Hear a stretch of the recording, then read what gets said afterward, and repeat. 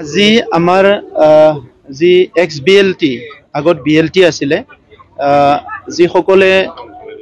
বড়ো জনগোষ্ঠীৰ ৰাজনৈতিক অধিকাৰৰ কাৰণে সংগ্ৰাম কৰিছিলে সেই সকলে 2003 চনত চুক্তি কৰি এক্স BLT হল আৰু এক্স BLT এ ৰাজনৈতিকভাৱে সামাজিকভাৱে বিভিন্ন দিশত তেখেতসকলে কাম কৰি আছে কিন্তু আজিৰ সময়ত এক্স BLTৰ যিখিনি আমাৰ লিডাৰ সকল আছে সেই সকলে অনুভৱ কৰিছে যে BLTৰ এটা সংগ্ৰামী ইতিহাসটো জীবিত কৰি ৰাখিবৰ কাৰণে এই এটা ইতিহাস হয় এটা ভৱন ইয়াত নিৰ্মাণ কৰিব লাগে আৰু এই ভৱন কাম গেষ্ট হাউচৰ নিচিনা হ'ব কাৰণ এক্স BLT আপাৰ আসামতে হওক বা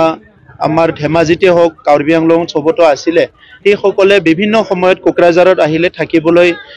হোটেলত থাকিব লাগে বা গেষ্ট হাউচ কেতিয়াবা নাপায় তো এই কাৰণে এক্স BLTৰ নামতে এটা ভৱন নিৰ্মাণ কৰাৰ কথা কৈছে অলৰেডি 1 কোটি টকা ইয়াৰ কাৰণে স্যাংশনৰ প্ৰসেস কৰা হৈছে আৰু স্যাংশনটো হৈ গল তো 1 কোটি টকাৰ এটা ভৱন নিৰ্মাণ কৰিব আমি বড়ো জনগোষ্ঠী বহুত সময়ৰ পৰাই ক'ব লাগিব যে যি সকলে সংগ্ৰাম কৰি বড়ো সাহিত্য সভাই সংগ্ৰাম কৰি বড়ো ভাষা সংস্কৃতি বড়ো লিপি আনিব পাৰিছে পিটিচিও সংগ্ৰাম কৰি উদিয়াচল নামৰ এটা আন্দোলন আৰম্ভ কৰিছিলে পিছত নিখিল বড়ো ছাত্ৰ সন্থাই আন্দোলন কৰি বড়োলেণ্ডৰ আন্দোলন কৰি 1993 BSc চুক্তি হৈছিল ইয়াৰ পিছত পুনৰ আজিৰ সময়ত আমি ক'ব লাগিব বড়ো সাহিত্য সভা নিখিল বড়ো ছাত্ৰ সন্থা এক্স BLT NDP সবে মিলি যেটো এটা ৰাজনৈতিক সংগ্ৰাম এই সংগ্ৰামটো 2020 চনত আৰু তৃতীয় চুক্তি হৈ পেলাই আজিৰ সময়ত আমি এটা শান্তি পৰিৱেশ পাবলৈ সক্ষম হৈছো আমি সকলো জানো সংঘৰ্ষ আৰু নিৰ্মাণ এইটো হল সংগ্ৰামৰ ইতিহাস বিশ্বত যোনে সংগ্ৰাম কৰিছে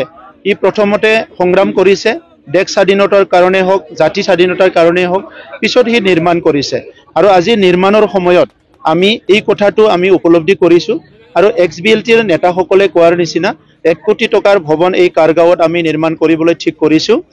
আৰু লগে লগে মই ক'ব বিচাৰিছো যে এক্স BLTৰ ফাউণ্ডাৰ প্ৰেসিডেন্ট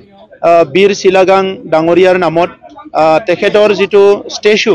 এটো নিৰ্মাণ কৰা পাৰ্ক ডেভেলপ কৰাৰ লগতে বীৰ চিলাগাং ডাঙৰীয়াৰ নামত 40টা সমষ্টিত 5 কোটি টকাৰ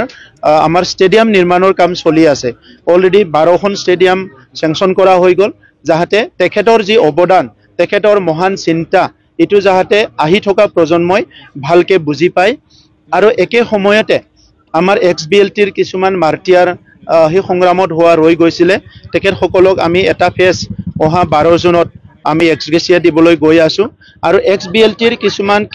লিডাৰ বা কেডাৰ এই সময়ত 50,000 কোটি টকা দিছিলে কিন্তু প্ৰায় 300তকৈ অধিক নাম বাদ পৰি গৈছিলে আজি তেখেত সকলে অনুৰোধ কৰিছে অহা 12 জুনৰ ভিতৰত সেই 300 জনক 50,000 কৰি তেখেত সকলক দিয়া হ'ব আৰু একে সময়তে আজি এক্স BLT ওয়েলফেয়াৰ সোসাইটিয়ে বহুতখিনি কোঅপাৰেটিভ সোসাইটি তেখেত সকলে ৰেজিষ্টাৰ কৰিছে কাৰণটো হৈছে যি সকল সংগ্ৰামী এই সময়ত সংগ্ৰামত আহিছিলে কোনবা ৰাজনীতিত গল কোনবা বিজনেস কৰিলে কোনবা ঘৰত চাকৰি এটা দুটা পালে কোনবা পোৱা নাই কিন্তু সংগ্ৰামৰ ইতিহাসটো যাহাতে পৰৱৰ্তী সময়ত আহি থকা প্ৰজন্মই যাহাতে ইয়াৰ ওপৰত এটা বেলেগ এটা দৃষ্টিভংগী ল'ব লাগা নহয় এই কাৰণে প্ৰত্যেকজনে যাহাতে সংস্থাপন হয় প্ৰত্যেকজনে যাহাতে সুস্থ এটা শৰীৰ লয় নিজৰ পৰিয়ালৰ লগতে জাতিটো কেনেকৈ আগুৱাই নিব বিচাৰিছিলে সেই কামখিনি কৰি যাব পাৰে হিটো লক্ষ্য ৰাখি এক্স BLT যিখিনি কোঅপাৰেটিভ সোসাইটি ইতিমধ্যে ৰেজিষ্টাৰ কৰিছে প্ৰত্যেকটো কোঅপাৰেটিভ সোসাইটি ট্ৰেনিং দিয়া তেখেত সকলৰ বিভিন্ন এক্টিভিটিৰ কাৰণে BTR চৰকাৰে আমি ফাইনান্সিয়াল সাপোৰ্টটো কৰি যাম